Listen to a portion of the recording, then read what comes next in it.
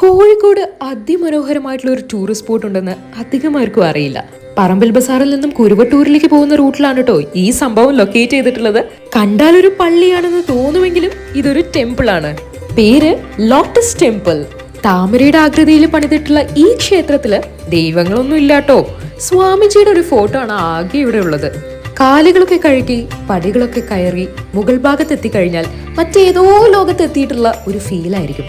കാരണം ആകാശമൊക്കെ നമ്മളുടെ തലയുടെ തൊട്ടുമേലെ നിൽക്കുന്ന പോലെ ആയിരിക്കും നമുക്ക് അനുഭവപ്പെടുക. സൂര്യനൊക്കെ ഇതാ അടിപൊളിയായിട്ട് സൂര്യാസ്തമയമൊക്കെ കാണാൻ പറ്റിയ ഒരു ഏരിയയാണിത്. കോഴിക്കോടിന്റെ പല ഭാഗങ്ങളും ഇവിടെ നിന്നാൽ നമുക്ക് കാണാൻ സാധിക്കും. ജാതിമത ഭേദമന്യേ ഒരുപാട് പേരാണ് ഓരോ ദിവസവും ഈ ടെമ്പിൾ വിസിറ്റ് ചെയ്യാനായിട്ട് ഇങ്ങോട്ട് വരുന്നത്. തീർന്നിട്ടില്ല. ലോട്ടസ് ടെമ്പിളിന്റെ ബാക്കി പ്രത്യേകതകൾ നമുക്ക് വഴിയേ മനസ്സിലാക്കാം.